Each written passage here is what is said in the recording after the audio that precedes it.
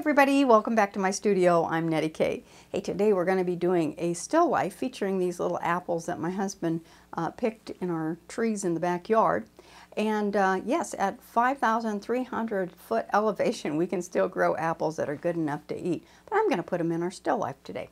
So I'm putting these in, and I'm using these colors, which is that kind of chartreuse green and that deep red, and I've added to them this this little ginger pot right here that is a chartreuse green that's got some pattern in it, and also a very deep kind of exotic looking, you know, like Persian looking vase in the background. And then on top of that, I think I'm going to paint a turquoise cloth as the base. Wow, that's pretty intense, isn't it? But first off, I did a sketch already on to the canvas, which was toned in a gold or an orange color, and I allowed it to dry. Now, on top of that, then I put a dark brown, a burnt umber or raw umber tone on the top, which is still wet. So now I'm going to take a little bit of a paper towel, and I'm going to begin taking out some of the lighter parts of our little vessel. And so you can kind of see a little bit how this works. And so this is just my little wipeout technique that I like to do, and it lightens up some of the parts of our vases.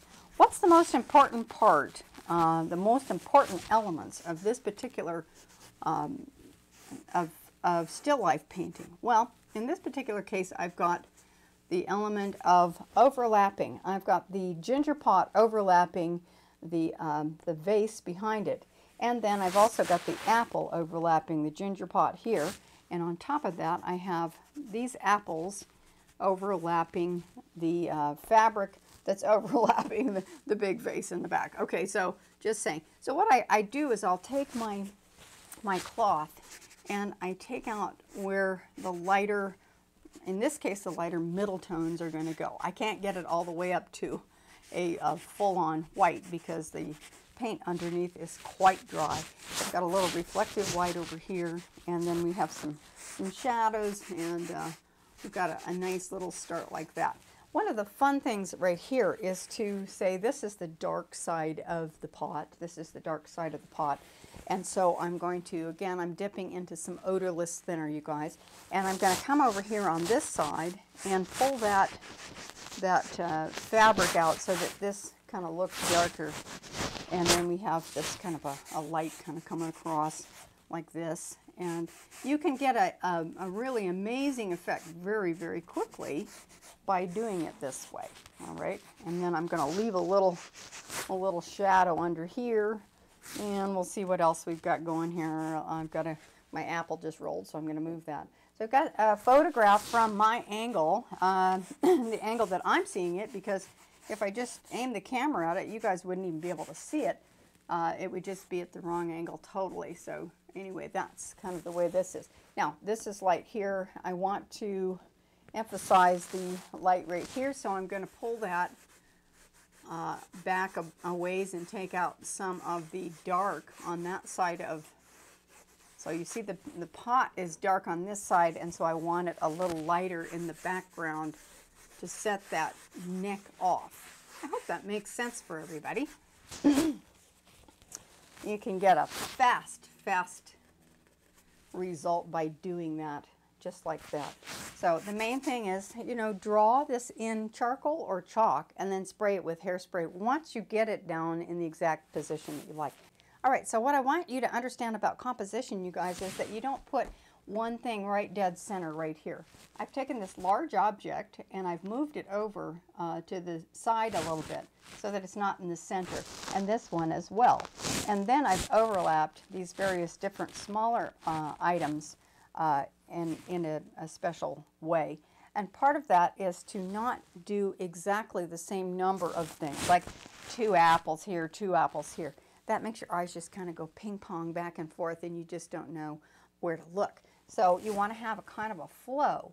And you can see how I've got the scale of this is large and tall. This is slightly smaller, and these guys are smaller yet. And so that's a really good way of thinking about it. Now I'm going to start with a very dark corner right here and make it feel as though the light is kind of reading in a certain type of way. And so let's just get going. Okay, so I'm going to do, I've got on my palette, I've got some dark, let's see, what is my darkest color here? My darkest color, it would be kind of a raw umber, and I'm also going to add a little bit of Prussian blue to that umber, and maybe just a touch of alizarin crimson. It's just a seriously dark thing, and I've also got some Neo Magilp. We've got some various different colors, and I'll call them out as I use them, and we'll see how far we get. So I'm realizing that this is the light side of this particular piece, so I want to come in with kind of a really, really dark value behind, and you can see how that just sets that off and makes it extremely interesting. I'm not just painting it like I'm painting a wall.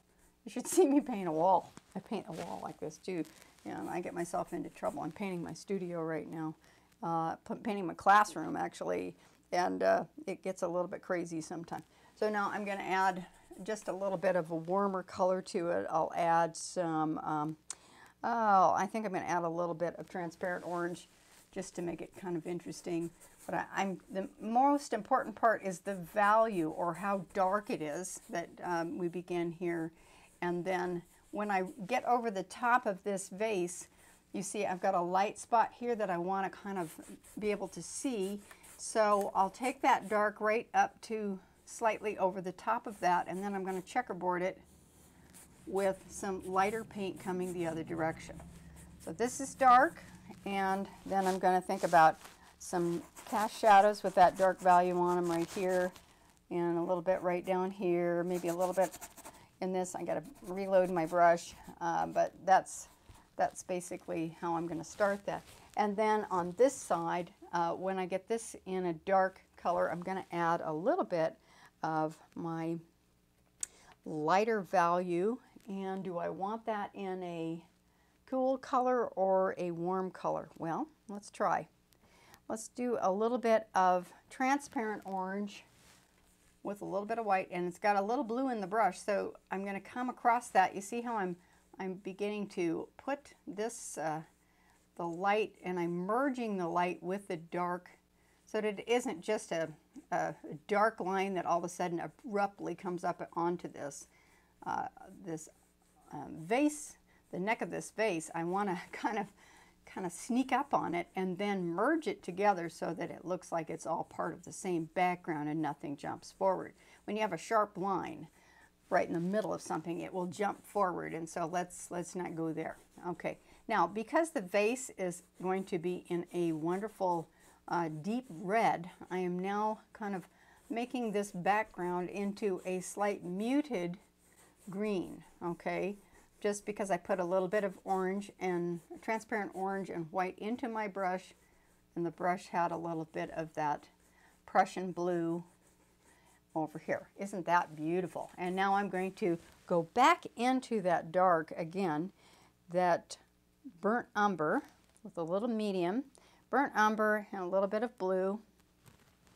We'll come back in. I'm going to go back in a little bit more into that burnt umber. And I'm probably going to add a little bit of red to that so that it doesn't look too, yeah, that works, so that it doesn't look too cool with this warm light. So I'm adding the red in the middle of all that, and red and green makes a brown, you guys. So, you know, you just, when you put two complements together, you get either a gray or a brown every time. So red and green makes a little bit of brown. And so I'm going to add a little more, this is going to be weird, I'm going to add a little turquoise into there just to kind of cool it down, which is kind of a greenish turquoise. And then I'm going to come back around this, and I'm just putting in that background. Background is really critical.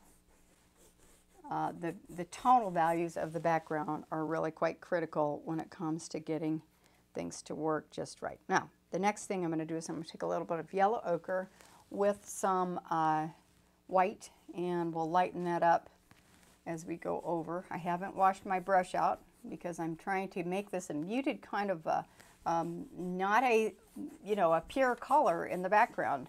That's kind of critical. You don't want it a you know, bright red or bright green in the background. unless that's what you're trying to accomplish. Now this is a classic style painting. I paint in all kinds of different styles. You know, I've got a little ADD going on here. So today I just put on my peacock painting. And so this is the peacock painting. I'm going to show it to you here on the screen. That just went on to my Etsy site. This is an acrylic with a textured acrylic paint for the tail. And I did put a little glaze of oil over the body of this bird. But it's a really cool painting. And it's also just been made available on Etsy. So I hope you go to my Etsy site at nettieKaystudio.etsy.com and check that out, okay? It would really make me feel very good if you did. All right, good. All right, I'm going to lay out a few more colors and I'll be right back. Okay, so I have laid out a little bit of that transparent orange, which is really a very warm color. And I'm going to go ahead and put in just a thin layer of transparent orange. Hopefully I didn't get too much blue in my brush. I've got a little bit of transparent orange, and we're going to put that on here just to warm up this little pot right there. And I'm going to just slap that on like this, warm around the outside of this. And I'll double check to make sure we got this on straight. I hope so. You don't want to all of a sudden get it all finished and realize you've got something going off onto into the askew land. Okay, so I'm just making a nice thin layer of the transparent orange, and I'm making it even more transparent by adding a little bit of medium to it. And my medium is Neo-Megilp. That's my Klingon word for Marauger, which is an old master's type medium. You can use liquid if you like. It's not a big deal. You pick the medium of your choice.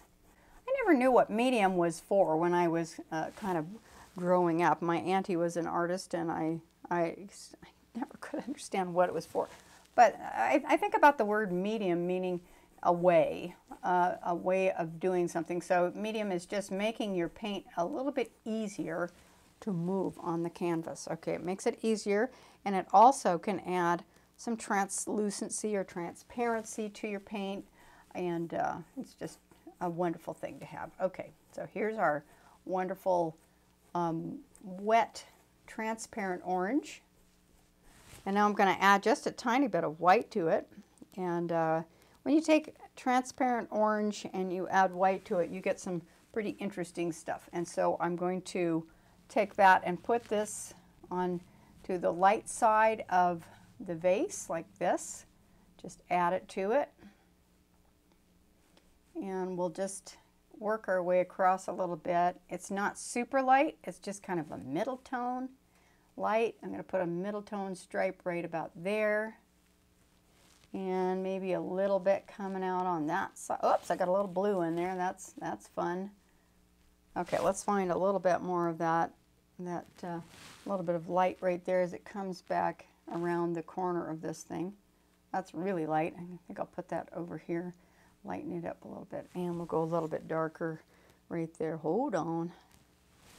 A little bit darker, yeah. There's a reflective light that happens on the this side of the neck of that thing, so I gotta be aware of that. And then this actually comes down into the pot, so I don't want to ignore that. Let's get ourselves some of this wonderful bright red. I think this is a naphthol, or is it cadmium? Oh, it's cadmium. Cadmium and a little bit of the transparent orange. And then I'm going to put just a nice bright red. This is kind of wild, but I'm going to put a little bright red right here. So we're going to be shooting bright red around in a few different spots. And let's see, where does this go? Kind of comes around like this. So I'm going to add now some bright red to our vase. And I'm just slapping that on, not being too careful. I want to kind of do this one a little bit loose, you guys, so that's my plan. And I'm going to put that nice bright color on one side of the neck. If I get that neck growing a little bit too fat, then I'm going to push that background back into it. In fact, it's going to make it look better if I do anyway. So now I'm going to take a little bit of blue. This is a Prussian blue, and I'm going to put in an Indian red. Yeah, that's good. Indian red and Prussian blue. We're going to get this nice and dark right next to the green ginger pot. And then this is the apple that kind of comes up over the top. So I'm going to pull that down a little bit farther here.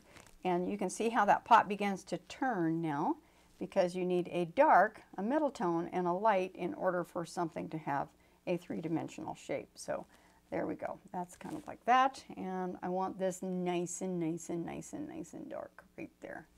And then, of course, right in the shadow of this, the rim of this is also going to have a dark shadow that kind of comes there. And I'm going to bring this up and shape that out just a little bit better. Yeah, it's not quite as wide open ellipse as what we started out with. This has also got a shadow that comes across here, so while I have that shadow color on, I'm going to put that neck casting a shadow like this. And I don't want any sharp edges on the shadows, you guys. It just looks really goofy when you do that. So soften it up, and soften it up. All right, let me give that, clean my brush off down here like this. All right, how's that looking? Ooh, nice, huh? Okay, one of the things that I like to do is when you've got something that's nice and warm, I'll do a really cool highlight. So I'm going to now take a little bit of cobalt teal and some white, and so it's just a little bit on the cool side, cobalt teal with mostly white, and then I'm going to find a few little highlights. So I'll put one right there, and then the light's coming from over here, so I'm going to come in and just kind of put one little jar one right down like that. And then I'm going to probably put a gold rim on here, but I'll put one here just as a reminder, and then right on, if I can hold up, right like that. Okay, so that kind of goes, it shoots across the thing, and then I'll drag down just a little bit like this, just like that.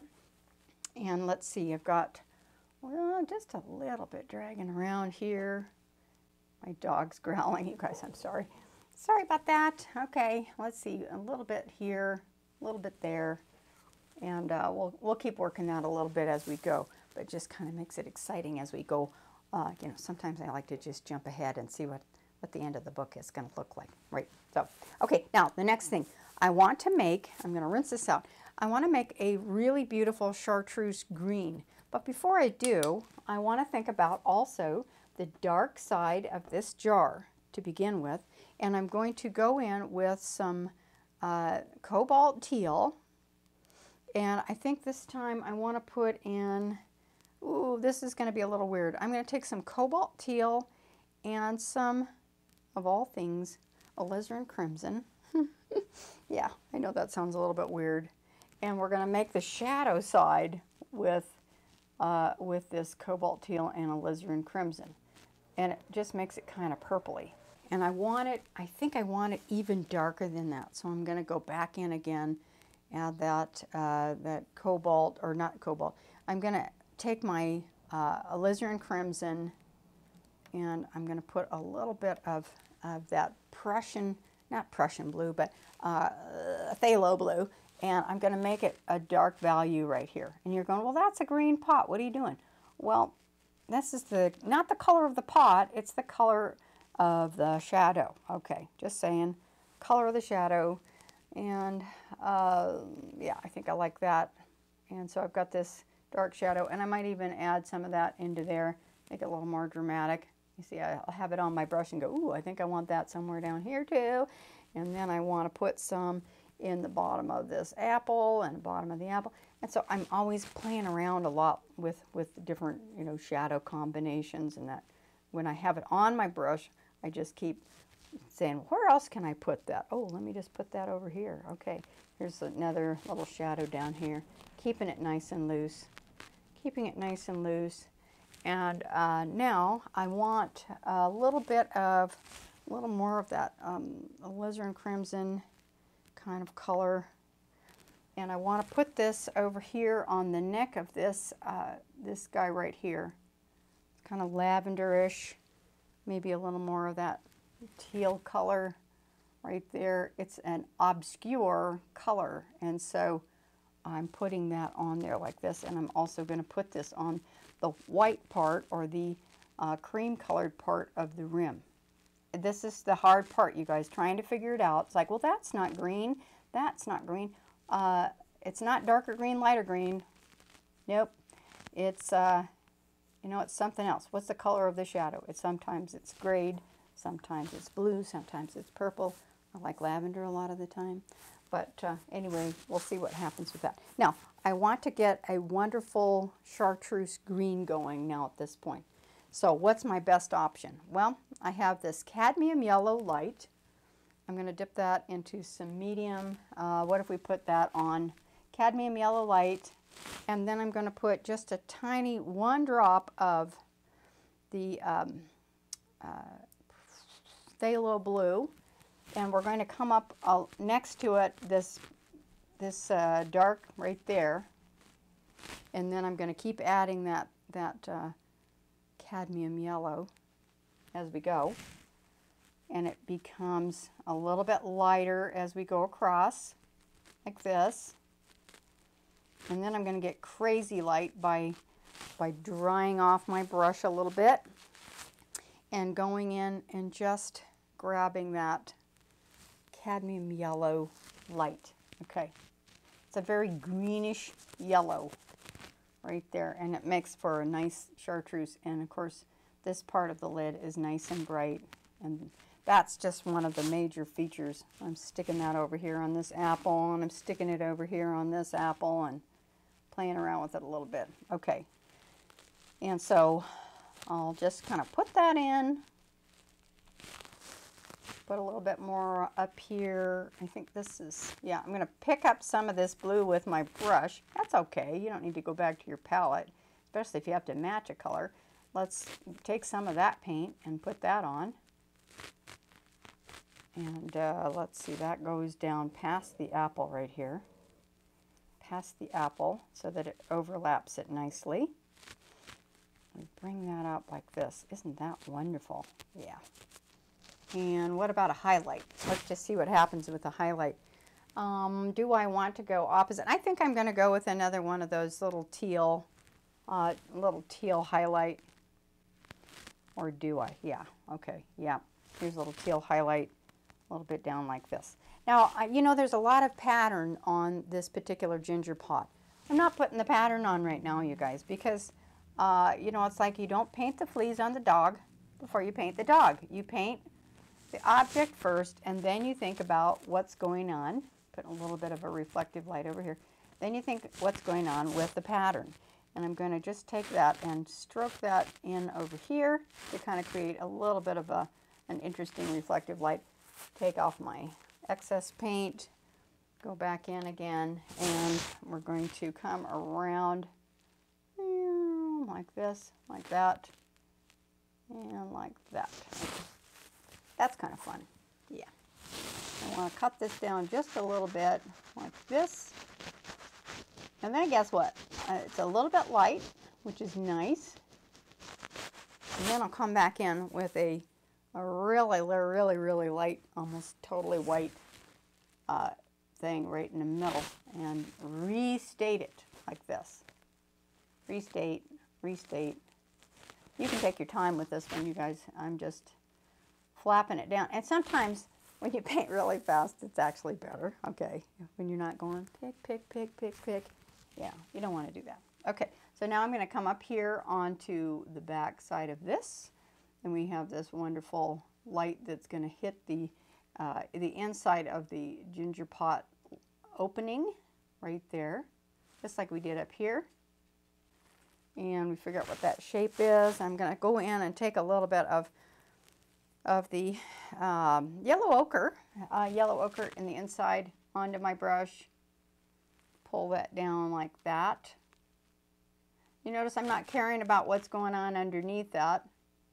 I'm going to cut it off anyway, so I could pull that whole big thing down like this. I could take it and go boom, boom, boom, boom, boom.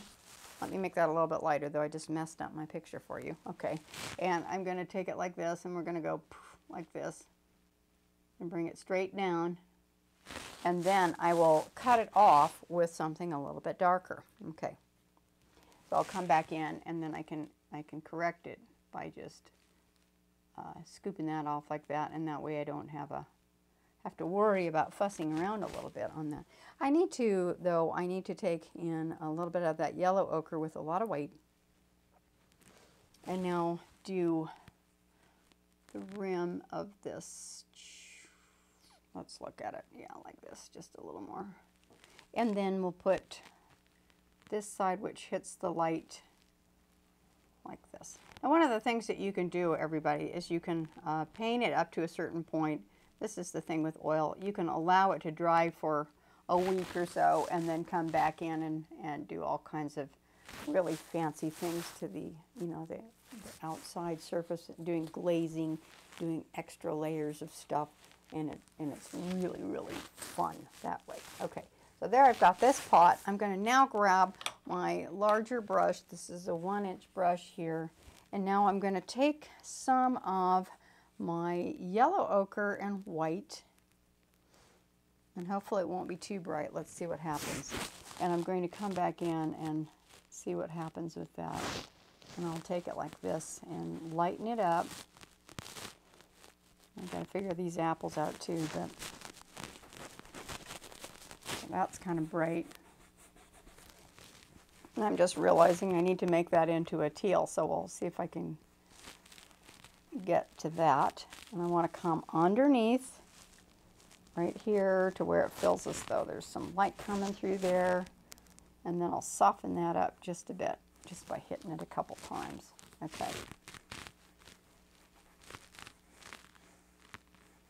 like that. And now we can go on to a few other things, and I think what I want to do, now that I've stuck this on here, I'm going to go back in with my paper towel and take down some of this paint. I want this light, but I don't necessarily want it to register as yellow. So we'll take it like this. And now I want to put in some of that background color. I probably just got blue paint on myself. That background color of turquoise, and we'll get some of that teal. Just put a little bit around it like this. Okay, so here's my pot, and here is this interesting teal kind of a blanket. I'm not sure about this, everybody. I think it's a little bit too much color, but it's my experiment for the day. So, me and turquoise, purple, all this kind of stuff. I just get carried away sometimes, but I wanted to see if this would sort of work a little bit as a little blanket underneath. Okay, here's my apple. It's going to come up like this, and then it comes down in this darker, this little realm. So every little fold has also got this thing going on where it's dark, middle tone, light. Okay, so we got dark, middle tone, light. This is down here. What have I got going right next to my apple here? This one needs to be very dark right here because I'm going to put a little more red in that, red and teal. So I got dark, middle tone, light, middle tone, dark. And this will kind of come out in the lighter color of turquoise like that. I want to add some yellow to it. Okay, so that's interesting. That's very interesting. Okay, now I'm going to come back in here with our red, and this time I'm going to take some cadmium red, this cadmium red medium, and make sure I've got my thing in the right order here. And I'm going to put my apple right there. And I want it to I want the center to be right here, like this. Not like that. And then here's one that kind of comes forward like this. And this one's very, very dark, so I'm going to take that into the dark red, like this. really dark. This is alizarin crimson. You can see I put just a little stroke of that alizarin crimson into that green just to kind of tone it down. That's fun. And then I'm wiping my brush off, going back into that kind of limey yellow and adding that in to our apple. No little tiny brushes here, just that. And then over here, I've got a little bit of that green kind of coming up. If I have too much of the color underneath, you get really kind of stuck. So what I'm going to do, hang on, where'd my paper towels go? Oh, there they are. I'm going to take a paper towel and I'm going to come in here and say, all right, this has got way too much paint on it, so I'm just setting it on there and I'm pulling some paint off so that when I put some green on there, it will register, okay? Because if it doesn't register, that doesn't help us at all. It's still not registering, so I could even take a Q-tip and rub that off. Okay, so I'm going to take a smaller brush, clean that off, and go into this cadmium yellow. And we're going to put some of that across this apple like that, a little bit like this. And I'm going to put that, this is the apple center right there. The apple center is around this part right here, so I don't want to lose that. Isn't that fun? And then this one over here, I want to rub that off a little bit too because it just got too thick. You get too much paint on it, especially in oil, you can't wait till it dries and then try to fix it. Well, you can wait, but it takes a long time. All right, so now I'm going to take that and just kind of create this. I don't want to over mix it either, because if you over mix it, what happens? Well, you lose all of that wonderful texture that happens when you do this. So in the center part of this, I'm going to put a little turquoise. And then I'm going to put a little turquoise right here. Wipe off my brush and then drag that yellow into the turquoise a little bit. Ooh, I like that. Shaping it out, thinking about the shape of it. Okay, it's wild. I think one of the hardest parts sometimes when you're doing something like this is not changing styles in the middle of your painting. How many times have you done that? A lot. Okay, a lot. So now, let's see, this is going to go back into that beautiful red color. I need to put a little red right here, a little red across the form of this. Little red. We lost our red. And there. Oh, that's nice. Okay, wipe my brush off and then kind of scumble that back and forth a little bit so it makes sense. I don't want a hairy apple either, or one that's the wrong shape. Okay, well, I'm going to straighten this up a little bit and I'll be right back and then we'll talk about what we're going to do next. Yeah. Okay, just for the last little bit on this particular little lesson. You see, this is turquoise, and all of a sudden we've still got this light color right here. So what I want to do now is I'm going to come back in and tie it together with a little bit of this teal with a tiny bit of light in it. And so we'll come back and teal it up a little bit. Yeah. So it's not just all of a sudden beige. You know, we turned the blanket and we moved it and we moved around and all of a sudden it turned into a beige blanket. What? No. Then we're going to give this apple a nice highlight too. Okay. Give it a highlight. Like this. Another little highlight right across here like that. And one on there, and one right here. Put some teal streaks down here just to tie it together. We're almost done. What? Well, not really, but for what I wanted to show you today. Okay, I'm just going to straighten up a few lines. I'll be right back. Okay, you guys, I really like how this is coming out. And I'm going to let this sit for a little while, and when we come back for part 2, it'll be a short one. I'm going to do a little bit of the decorative painting on the ginger pot as well as the vase. We've got some interesting little kind of flowers that go onto the little ginger pot, and some fleur-de-lis kind of things on the red vase. So I hope you'll join me for that.